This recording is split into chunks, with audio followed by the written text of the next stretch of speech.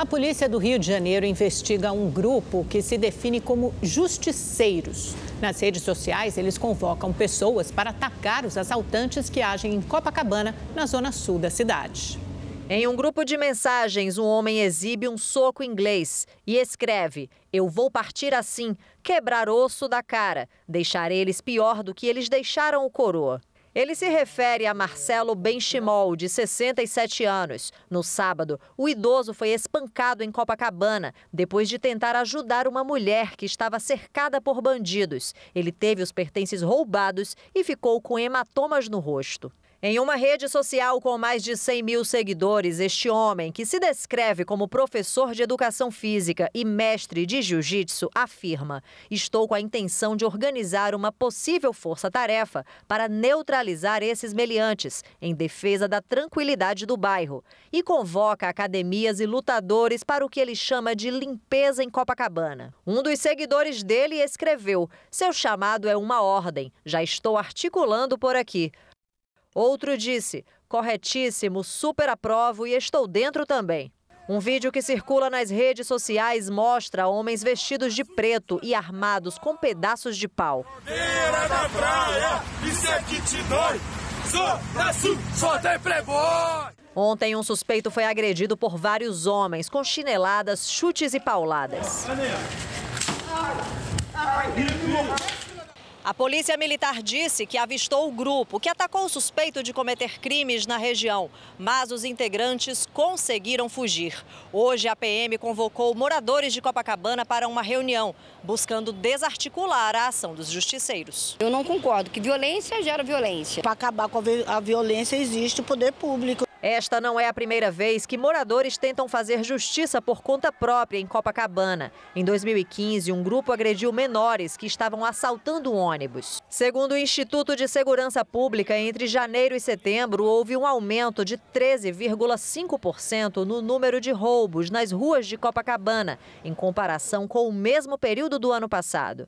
Em novembro, um turista de 25 anos foi morto a facadas durante uma tentativa de assalto na praia. Ele era do Mato Grosso do Sul e estava no Rio para assistir ao show da cantora Taylor Swift. A Polícia Militar informou que segue atuando nas ruas e prenderá qualquer envolvido em crimes. A impunidade faz o ser humano repetir sistematicamente como tem sido. Todas as pessoas que são presas aqui em Copacabana já passaram 6, 7, 10, 15 vezes pela delegacia, por registros policiais e continuam soltos. O cara se sente estimulado. Mas quem participa dos atos, como dos que se intitulam justiceiros, também comete crime. É o início do colapso social. É quando a própria sociedade vai querer fazer justiça com as próprias mãos, já que a justiça legal, a justiça implantada, o pacto social materializado na Constituição e nas leis infraconstitucionais, não estão atendendo às expectativas da população, vão ser novas milícias que estão sendo criadas pela incompetência do Estado brasileiro, e não é o Rio de Janeiro, estou falando da nação brasileira. E os suspeitos de esfaquear o jovem na praia de Copacabana, um dos crimes mostrados na reportagem, se tornaram réus pela morte de Gabriel Milhomem. A Justiça do Rio de Janeiro aceitou a denúncia do Ministério Público contra Jonathan Batista Barbosa e Anderson Henriques Brandão. Jonathan tinha sido preso 2 dias antes por furtar 80 barras de chocolate e foi solto no dia seguinte. A movimentação do solo na região da Mina 18 da Braskem, em Maceió, aumentou durante a tarde. A gente sabe que aquela região pode desabar, colapsar a qualquer momento. 60 mil pessoas já tiveram que deixar suas casas. Quem está por lá e traz as informações ao vivo é a repórter Valéria Luizetti. Oi, Valéria, boa noite. Qual a situação por aí? Pois é, boa noite, Amanda, Augusto, e boa noite a todos que acompanham o Rede TV News. Segundo o último boletim divulgado pela Defesa Civil aqui de Maceió, a velocidade de deslocamento vertical na Mina 18 é de 0,28 centímetros por hora. Ou seja, houve um aumento se comparado com o período da manhã, quando esse deslocamento era de 0,2 centímetros por hora. O acumulado é de 6,7 centímetros nas últimas 24 horas. Ontem, a Defesa Civil chegou de reduzir o alerta de alerta máximo apenas para alerta, mas ainda assim há o risco iminente de colapso aí dessa mina 18, que está sendo acompanhado hora a hora pela Defesa Civil aqui de Alagoas. A recomendação continua sendo para que as pessoas não circulem nas áreas isoladas. No fim da tarde de hoje, a Associação do Movimento Unificado das Vítimas da Braskem publicou uma carta aberta fazendo 18 reivindicações, tanto por parte da empresa quanto por parte das autoridades. Pela manhã, eu e o cinegrafista Bibi Jones, a gente acompanhou uma dessas manifestações feitas por esses moradores que estão sendo diretamente impactados por essas minas da Braskem. E vocês conferem agora na reportagem. Cartazes de protesto e gritos por socorro. A dor é enorme, né? Que cheguei para morar em Bebedouro com 0 anos, né? E, de repente, você perdeu o chão, literalmente, né? Porque você perde a referência, você perdi meus amigos, perdi até meus familiares que moravam próximo, foi tudo para longe, né? Aí é complicado, tá complicado, aí a gente entra em depressão. Fizemos vários protestos e até agora não teve resposta. E o protesto de última hora que eles querem é que o pessoal saia das suas casas com polícia, dando 5 minutos para que saia das suas casas. Quem é o morador que quer passar por isso? Nenhum. O morador quer sair da sua casa com seus direitos e deveres, quer sair com a sua indenização, quer ser deslocado sim, seguro. 90 mil, como é que eu vou reerguer minha vida? Como é que eu vou montar meu salão em outro lugar? Um dos manifestantes é o pastor Wellington Santos, que precisou fechar as portas da igreja no bairro Pinheiro no último domingo. Pessoas já tiraram as vidas, pessoas estão morrendo, pessoas estão adoecidas, pessoas desistiram literalmente de qualquer tipo de resistência e até hoje, oficialmente, a Braskem não foi responsabilizada nem civil, nem criminosamente. Desde 2018, cerca de 60 mil pessoas tiveram que deixar suas casas por conta dos riscos causados pelas minas da Braskem. Hoje, as principais reivindicações desse movimento são indenizações mais justas e a realocação de pessoas que moram em áreas ainda não consideradas de risco. É uma relação muito desigual e somente a organização social, somente uma voz conjunta foi capaz de elevar minimamente a indenização. Ainda assim, muito abaixo do que os empresários, os comerciantes, os empreendedores precisavam receber. Indenizações justas, realocação e interferência do Estado na Defesa Civil de Maceió e a retirada dos promotores que hoje atuam nesse caso para a entrada de outros que possam atuar de acordo com a lei. O prefeito de Maceió, João Henrique Caldas, enviou para aprovação na Câmara dos Vereadores um projeto de lei que prevê a isenção de IPTU dos imóveis afetados pelo desastre ambiental. Já o governo federal prometeu o pagamento de um auxílio de R$ 2.640 para cerca de 6 mil pessoas prejudicadas diretamente pela mineradora, que afeta principalmente os pescadores da região. O pior cenário dessa mina 18 seria ela colapsar, ter o dolinamento, que a gente chama, né? O teto dela desabar, se formar um lago gigantesco, né? Com esse buraco, essa cratera que vai abrir, a água da lagoa entrar dentro desse buraco, se contaminar com o resto de sal que existe lá na mina, né? Com o lençol de sal, ampliar, dissolver, ampliar a salinidade da lagoa e ter uma mortandade de peixes gigantescos, você ter aí também morte de sururu e comprometer toda a cadeia do pescado da região, porque o complexo lagunar Mundaú-Manguaba é o 5º maior do Brasil. Olha, a Câmara dos Deputados deve votar hoje o projeto de lei que cria um protocolo para atender mulheres vítimas de violência sexual ou assédio em discotecas, bares, restaurantes e outros espaços públicos. A proposta é inspirada no protocolo aplicado no caso envolvendo o jogador Daniel Alves, acusado de estupro em uma boate em Barcelona, na Espanha. Vamos a Brasília, ao vivo, conversar com a repórter Maria Ferreira, que tem os detalhes. Maria, iniciativas assim, claro, para nós mulheres, nós sabemos, são sempre bem-vindas. Como é que funciona esse protocolo? Boa noite, Amanda, Augusto, boa noite a todos que nos acompanham. Olha, antes de falar como funciona rapidinho, esse projeto está na pauta de hoje, mas ainda não começou a votação, viu? Eles estão discutindo outras pautas de hoje. Esse projeto de lei cria um protocolo para prevenir a violência contra mulheres em casas noturnas, shows e outros estabelecimentos que tenham a venda de bebidas alcoólicas, além de arenas esportivas. Esse protocolo diz, entre outros pontos, que os estabelecimentos devem manter pessoal treinado para atender essas mulheres e agir em caso de denúncia de violência ou assédio. Também devem disponibilizar recursos para que a vítima possa chamar a polícia ou ainda voltar em segurança para casa. Esses estabelecimentos também devem ter sistema de câmera de segurança, tanto interna quanto externa.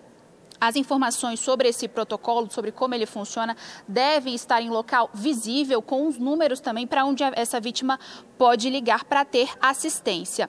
O estabelecimento que não cumprir essas determinações pode até receber uma multa, mas esse projeto ainda não estabelece o valor que esses estabelecimentos poderão pagar. Eu lembro que esse texto já passou aqui pela Câmara dos Deputados e na tramitação no Senado mudou de nome. O selo, né, desse projeto aqui na Câmara era Não é Não, e quando tramitou pelo Senado começou a ser Não nos calaremos. E aí, além desse nome, o Senado também mudou alguns outros pontos desse texto e por isso ele teve que voltar aqui para a nova análise da Câmara e só depois de aprovado vai para a sanção presidencial. Volto com vocês. Obrigado, Maria. A Justiça de São Paulo condenou o ex-deputado estadual Fernando Cury pelo crime de importunação sexual contra também ex-deputada Isa Pena. Cury foi condenado a 1 ano, 2 meses e 12 dias de prisão em regime aberto, mas a pena foi substituída pelo pagamento de multa de 20 salários mínimos e prestação de serviços à comunidade. O caso aconteceu em 2020, quando o ex-deputado foi flagrado pelas câmeras da Alesp, a Assembleia Legislativa de São Paulo, apalpando a lateral do corpo de Isa Pena durante uma sessão plenária. O cantor Zé Neto, que faz dupla com o Cristiano, sofreu um acidente na rodovia BR-153, próxima à cidade de Fronteira, em Minas Gerais. Ele está internado em observação. O acidente envolveu 3 carros e uma carreta. Segundo a Polícia Rodoviária, o veículo que Zé Neto dirigia capotou após colidir com a lateral da carreta, que ficou atravessada na pista após o impacto. Em seguida, outros 2 automóveis também se envolveram no acidente. Segundo o relato do próprio Zé, ele teve que desviar de um animal que tinha entrado na pista, e aí, para não colidir com o ciclista que vinha vindo na própria via dele, ele teve que jogar para o outro lado, e aí, infelizmente, ele colidiu com os veículos. O sertanejo foi levado para um hospital em São José do Rio Preto, no interior de São Paulo. Todos os exames foram concluídos, não tem nada grave, o Zé fraturou 3 costelas, teve um corte no braço, vai passar por um procedimento cirúrgico para suturar o braço. O motorista do caminhão não se feriu. Uma mulher que estava em um dos carros foi levada para o hospital, mas já recebeu alta. As outras vítimas sofreram ferimentos leves. As causas do acidente são investigadas. Voltamos em 30 segundos. O governo federal vai prorrogar o Desenrola por mais 3 meses. O anúncio foi feito hoje durante a divulgação de dados do perfil das pessoas atendidas pelo programa. Segundo o governo, mesmo após essa prorrogação, a plataforma do Desenrola deve permanecer no ar para que os credores e devedores continuem a negociar, mas aí sem a garantia do Fundo do Tesouro Nacional. De acordo com o Ministério da Fazenda, 29 bilhões de reais em dívidas foram renegociados até o momento pelo Desenrola. O programa foi lançado em julho e já atendeu quase 11 milhões de pessoas. 7 milhões tinham dívidas de até R$ 100 reais. As dívidas foram mantidas, mas os nomes ficaram limpos. Do restante, 47% renegociaram para pagar à vista, com desconto de 90%, e 53% parcelaram, com juros médios de 1,8%. Segundo o governo, muitas pessoas que podem se beneficiar do programa ainda não visitaram a plataforma. Por isso, será feita uma negociação com bancos e com a Bolsa de Valores para eliminar os certificados ouro e prata e facilitar o acesso. Além disso, deve ser publicada uma medida provisória prorrogando o programa até o fim de março. Estender um pouco o prazo do Desenrola, para que as pessoas possam ter mais tempo para renegociar. O Desenrola acaba no final do ano, a gente quer estender ele por mais alguns meses no ano seguinte, para a gente conseguir beneficiar toda a população que a gente quer beneficiar. Segundo o Tesouro Nacional, em outubro, a dívida pública atingiu 74,7% do PIB, o Produto Interno Bruto, chegando a 7 trilhões e 900 bilhões de reais, alta de 0,3 ponto percentual em relação a setembro. Chefes da equipe econômica dos países que integram o Mercosul participaram hoje de uma reunião ordinária do Conselho do Mercado Comum. O vice-presidente Geraldo Alckmin e a ministra do Planejamento, Simone Tebet, também estavam presentes. Alckmin disse que o acordo de livre comércio com Singapura, que será assinado amanhã, irá fortalecer os laços econômicos entre o Brasil, o Mercosul e a Ásia e criar oportunidades para maior diversificação das exportações e investimentos. Ele disse ainda que ocorreram avanços importantes nas negociações entre Mercosul e União Europeia, mas não deu detalhes. O ministro da Fazenda, Fernando Haddad, decidiu não ir ao Rio de Janeiro. O objetivo é focar na agenda econômica no Congresso. E o presidente Lula já está no Rio de Janeiro para o encontro de líderes do Mercosul amanhã. Hoje, ele teve uma série de compromissos na cidade. Na primeira agenda do dia, em um hotel em Copacabana, Lula participou do credenciamento do Instituto de Matemática Pura Aplicada como instituição de ensino superior e da autorização para o início das atividades do IMPATEC, o primeiro curso de graduação do Instituto, uma parceria com o governo fluminense e com a Prefeitura do Rio. Ao discursar, o presidente defendeu que alunos da rede pública tenham mais oportunidades. O que a gente quer é, da mesma forma que o dinheiro garante que o estudante que possa pagar uma escola privada, ele tem uma melhor qualidade de ensino, a gente quer abrir a porta para aquele que não teve a mesma facilidade que o dinheiro lhe deu, que o Estado dê para ele a oportunidade dele ter a mesma chance e sentar na mesma mesa para aprender a mesma coisa. O IMPATEC está em fase final de obras. Será aberto no ano que vem e vai dividir um galpão de 10 mil metros quadrados na região do Porto Maravilha com startups e empresas de tecnologia. Os alunos terão moradia oferecida pela Prefeitura e apoio financeiro. O processo seletivo prevê que até 80 vagas da turma inaugural sejam destinadas a medalhistas das Olimpíadas do Conhecimento. Para outras 20, o critério será a pontuação no Enem. No discurso, Lula enfatizou a importância de avaliar os programas de educação como investimento. Toda vez que alguém chegar para você e falar não está gastando muito em educação, você tem que perguntar o seguinte: quanto custou a esse país não ter investido corretamente na educação em todo o século XX? Quanto custou a esse país ser o último país da América do Sul a ter uma faculdade, uma universidade? O presidente também defendeu que o ensino seja mais estimulante para o aluno. Porque estudar não deve ser só obrigação, estudar é prazer. Prazer. As crianças se levantarem de manhã e começar a chorar e não querer ir para a escola, vocês não têm que bater na criança. Você tem que saber que talvez a escola não esteja sendo atrativa para aquela criança e é preciso transformar a escola num centro de atração. Hoje, o presidente Lula ainda teve 2 compromissos: a assinatura de contratos de captação de recursos para projetos de infraestrutura sustentável no BNDES e uma reunião com o ministro das Relações Exteriores, Mauro Vieira.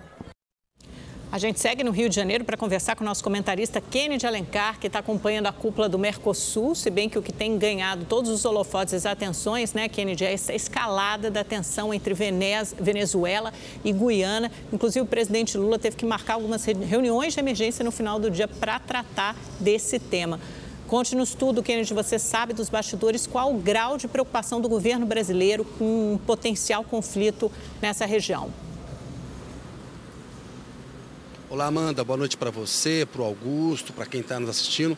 Como o Tony falou, O Lula tinha um compromisso aqui no BNDES, um compromisso importante, a assinatura de um convênio de 1,7 bilhão de reais com o Banco dos BRICS, e saiu daqui, Amanda, muito preocupado para uma reunião com o ministro das Relações Exteriores, Mauro Teixeira, e com o Celso Amorim, assessor para as relações internacionais, foi ministro também das Relações Exteriores, chefia e assessoria especial do presidente, para tratar de Venezuela e Guiana. O grau de preocupação, Amanda, é alto, porque o Lula entende que a Venezuela tem uma reivindicação sobre a região do Essequibo, uma reivindicação territorial que já tem 200 anos essa briga. E que ele acha que a Venezuela tem o direito de, em organismos internacionais, pleitear uma mediação para solucionar isso. Mas o Lula também acha que o Maduro está esticando demais a corda, está escalando de uma maneira muito perigosa e tem preocupação com duas coisas. Primeiro, que haja um conflito armado na fronteira norte do Brasil.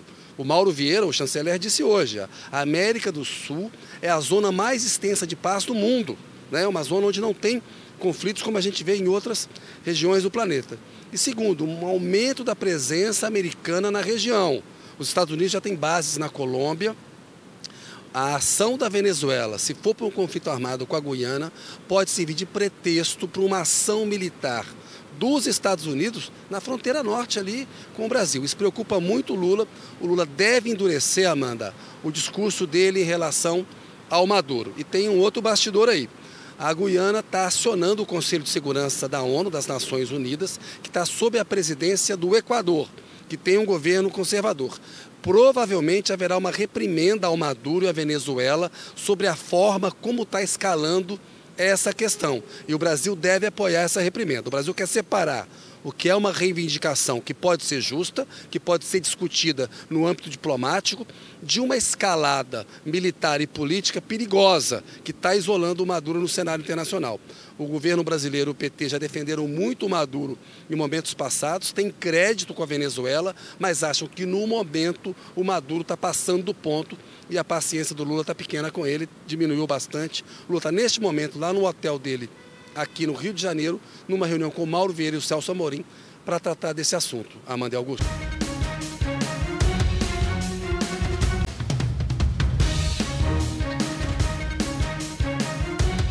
Uma confusão generalizada interrompeu agora há pouco a votação da privatização da Sabesp, a Companhia de Saneamento Básico do Estado de São Paulo, na Assembleia Legislativa.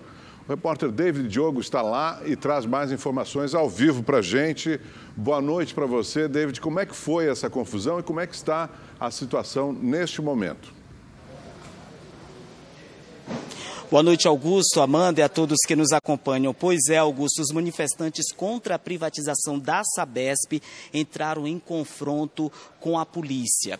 Os agentes policiais, utilizaram-se dos escudos balísticos e também de spray de pimenta. O vidro que separa ali o plenário da galeria, ele estava sendo ali empurrado pelos manifestantes. Foi quando os policiais começaram aí a agir no momento ali para não atingir, ou não quebrar aquele vidro. Ainda há presença de policiais aqui na Alesp, também há a presença de manifestantes. Estes que estão aqui dentro da Casa de Lei serão encaminhados para a delegacia para prestar depoimentos. A base do governo insiste em fazer a votação ainda hoje, enquanto a oposição pede pelo adiamento. A gente ouvindo aqui pelas caixas de som, dentro da Alesp, está sendo convocada, a presença de todos os parlamentares novamente ali no plenário para continuar a sessão que está suspensa até o momento. A privatização da Companhia de Saneamento Básico do Estado de São Paulo foi uma das principais bandeiras do governador Tarcísio de Freitas na eleição do ano passado. Antes de encaminhar o texto aqui para a Assembleia Legislativa, Tarcísio se reuniu pessoalmente com representantes de 320 dos 375 municípios atendidos pela companhia. Isso porque há uma cláusula anti-privatização nos principais contratos firmados pela Sabesp com municípios paulistas, que estabelece que, no caso o controle acionário da Sabesp seja transferido à iniciativa privada, o acordo seja anulado e o tema retorne à pauta legislativa. Atualmente, o governo de São Paulo detém 50,3% das ações da empresa, enquanto o restante é negociado na Bolsa Brasileira e também na de Nova York. A intenção do Estado é ter sua participação reduzida a algo entre 15% e 30%. Só na capital paulista, mais de 660 mil pessoas não têm acesso ao saneamento básico. A gente vai acompanhar agora na reportagem de Murilo Rincon. A Tatiane é uma das moradoras da comunidade Terra Prometida, no extremo leste de São Paulo. Quem mora aqui vive sem saneamento básico.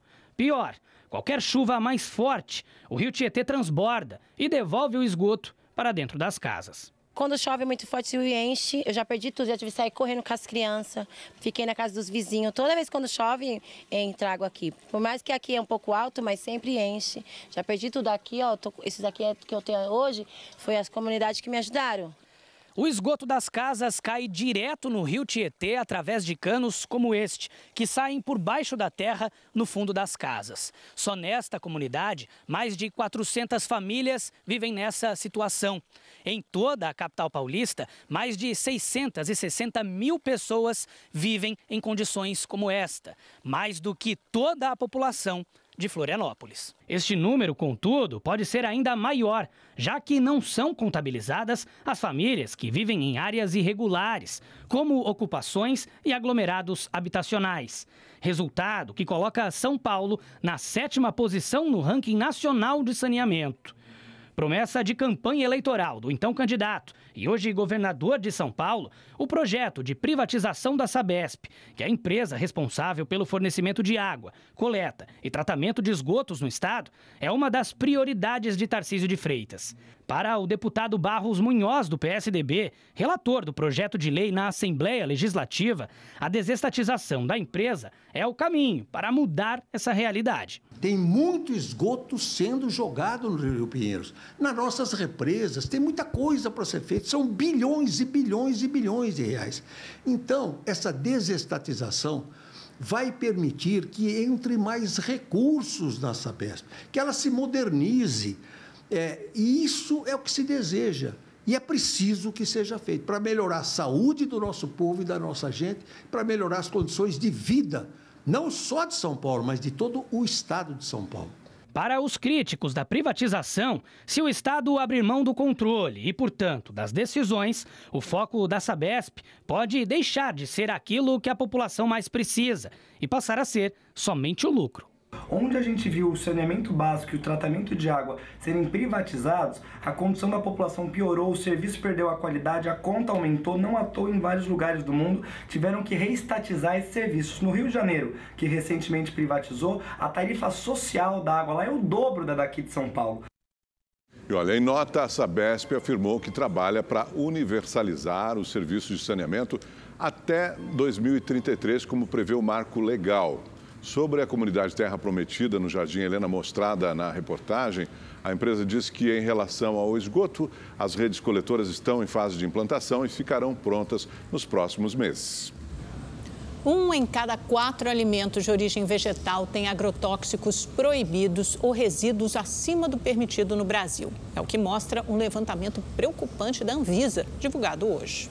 Na hora de fazer as compras, a Andresa redobra os cuidados. Ela é enfermeira e diz que já atendeu muitos pacientes que ficaram doentes após contato com agrotóxicos. Oriundos de interior, com problemas respiratórios, né? E às vezes ficam com sequelas graves, né? Pulmonares, que não são reversíveis mais. O levantamento da Anvisa coletou 1.772 amostras de 13 alimentos de origem vegetal, como trigo, morango, laranja, maracujá, repolho, brócolis, pimentão, quiabo, feijão, amendoim, batata, mandioca e café. 25% tinham resíduos de agrotóxicos proibidos ou acima do limite permitido. 0,17% tinham potencial de risco agudo, o que pode prejudicar a saúde em curto espaço de tempo. Os dados foram divulgados uma semana depois que o Senado aprovou um projeto que flexibiliza as regras de aprovação, registro e comercialização de agrotóxicos. O texto, que ainda precisa ser sancionado pelo presidente, concentra a liberação do uso de agrotóxicos no Ministério da Agricultura, mas mantém o poder da Anvisa de aprovar ou não um produto.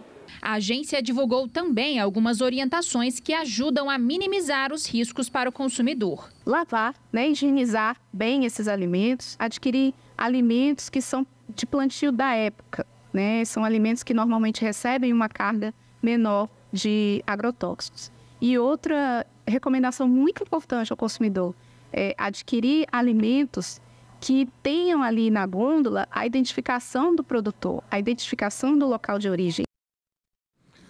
A Polícia Civil de Minas Gerais indiciou o motorista de ônibus que virou com torcedores do Corinthians na rodovia Fernão Dias. 7 passageiros morreram no acidente. O resultado da investigação foi apresentado hoje, quase 4 meses depois do trágico acidente que matou 7 torcedores do Corinthians, que retornavam para Taubaté, no interior de São Paulo, após uma partida contra o Cruzeiro em Belo Horizonte. Outras 27 pessoas ficaram feridas. O motorista Kleber Felipe Vicente Martins, de 39 anos, que também é dono da empresa de transporte, vai responder por homicídio culposo, quando não há intenção de matar. O acidente ocorreu por quê? Por imprudência, negligência por parte do condutor do ônibus. Em que sentido? O ônibus estava trafegando com tacógrafo inoperante, com pneu careca, um dos pneus estava no arame. O veículo passou por 2 inspeções no ano de 2019 no estado do Rio de Janeiro, nos meses de maio e de agosto, e foi reprovado. E o motivo da reprovação foi qual? No sistema de freios do veículo. Mesmo sem ter autorização para transportar passageiros, o condutor assumiu que já realizava esse serviço há vários anos, inclusive levando torcedores no mesmo ônibus para viagens internacionais. Em determinado ano, ele transportou torcedores da equipe de São Paulo até a Argentina, depois voltou, graças a Deus não teve maior intercorrência, mas poderia ter tido com o ônibus nessa situação de precariedade. O inquérito foi encaminhado à Justiça e será analisado pelo Ministério Público. Por enquanto, o motorista vai responder pelo crime de trânsito em liberdade. 2 homens presos por suspeita de envolvimento com o grupo terrorista Hezbollah foram soltos pela Justiça de Belo Horizonte após um pedido da Polícia Federal. Outros 2 suspeitos de origem libanesa e síria tiveram as prisões temporárias convertidas em preventivas. Eles estão foragidos e são procurados no exterior com a ajuda da Interpol. De acordo com a investigação, os 2 monitoravam espaços ligados à comunidade judaica brasileira para possíveis ataques. Um deles registrou vídeos e fotos de sinagogas e de espaços religiosos em Goiás e no Distrito Federal, além da Embaixada de Israel no Brasil. Os 4 brasileiros passaram a ser investigados após um alerta do FBI, o Serviço de Inteligência do governo norte-americano. Uma pesquisa divulgada hoje pelo IBGE aponta queda nos números da pobreza no país. Obstáculos no acesso à alimentação, higiene e direitos básicos de sobrevivência são alguns dos muitos desafios enfrentados por quem vive na rua. Essa é a realidade de Wilson Araújo há 4 anos. O servente de pedreiro, que hoje está desempregado, encontra na informalidade uma saída para sobreviver com uma renda mensal de R$200. Sabe que não é bom, né? A pessoa está na rua, à mercê de tudo. A pessoa está aqui dormindo, daqui a pouco chove, vai para lá, estia, vem para cá, chove de novo, vai para lá. E às vezes não tem o que comer, e a gente está dependendo de umas pessoas de comunidade que traz. Segundo dados divulgados hoje pelo IBGE, histórias como a de Wilson estão diminuindo. O estudo revela que, de forma geral, houve uma queda na pobreza no país no período de 1 ano. Em 2021, cerca de 12 milhões de pessoas viviam com menos de R$200 por mês, o que equivale a 9% da população. Já em 2022, o percentual caiu para 5,9%, representando 6,5 milhões de pessoas. Mais de 6 milhões saíram da extrema pobreza neste período. Já quem vive com até R$ 637 por mês está em situação de pobreza. Em 2021, o percentual era de 36,7% e caiu para 31,6% no ano passado. O estudo ainda mostra que o recuo da extrema pobreza no Brasil aconteceu em todas as regiões, com destaque para o Norte e Nordeste, que são os lugares com o maior volume de pessoas assistidas por programas sociais. Segundo a pesquisa, o perfil dos mais pobres do país continua tendo cor e gênero. Os dados mostram que 2 em cada 5 mulheres pretas estão na pobreza e que pessoas pretas e pardas representam 70% dos pobres e extremamente pobres do Brasil. Nas ciências sociais, a gente explica, de uma forma muito prática que existe uma pirâmide social e aí no topo dessa pirâmide estaria o homem branco, depois viria a mulher branca, e na base dessa pirâmide viriam o homem e a mulher negra. A mulher negra ela sustentaria essa pirâmide e os dados de IBGE nos mostraram que as mulheres negras ainda continuam numa situação de vulnerabilidade muito maior. O IBGE ainda ressaltou que a falta de estudo e trabalho afetam diretamente nos resultados. Em 2022, o país tinha mais de 10 milhões de jovens entre 15 e 29 anos sem trabalhar e estudar, o que corresponde a mais de 22% da população desta faixa etária. O que as novas tecnologias fizeram foi escancarar o abismo que existe entre a educação formal e a inserção do jovem no mercado de trabalho. Então, infelizmente, enquanto esses dois caminhos não andarem juntos, vai ser muito difícil de evoluir nesse aspecto. É uma obrigação do poder público olhar para esse sistema, para essa problemática, de uma forma complexa, ou seja, mapeando ela e garantindo que esse jovem não só entre na escola, não só entre na faculdade, mas que permaneça nela. A atual presidente do Banco do Brasil, Tarciana Medeiros, foi eleita pela revista Forbes, uma das mulheres mais poderosas do mundo. Natural de Campina Grande, Tarciana ficou em 24º lugar na lista que relacionou 50 mulheres. Ela é a única brasileira indicada. A Forbes destacou que Tarciana é a primeira mulher a comandar o banco em 215 anos da instituição. Novembro de 2023 foi o 6º mês consecutivo de calor recorde na Terra, de acordo com o Serviço de Mudança Climática da Europa, o satélite Copérnicos. A temperatura no período ficou em 14,22 graus Celsius, 0,85 grau mais quente que no ano passado. Desde junho, os termômetros registraram calor acima da média. Cientistas do Observatório Europeu afirmam que este ano será o mais quente desde o período pré-industrial, entre os séculos XV e XVI. E o Igor Silveira traz as informações do tempo para a gente, né, Igor? Boa noite para você. Como é que fica o tempo nesta quinta-feira? É isso mesmo. Boa noite, Augusto. Boa noite, Amanda. Boa noite para você que está em casa. Olha, por causa do tempo quente e abafado, tem sim formação de nuvens de chuva e deve chover em partes da região norte, do centro-oeste, do sudeste e também do sul. Por lá, a chuva se concentra no Paraná e em Santa Catarina. Ela é mais volumosa.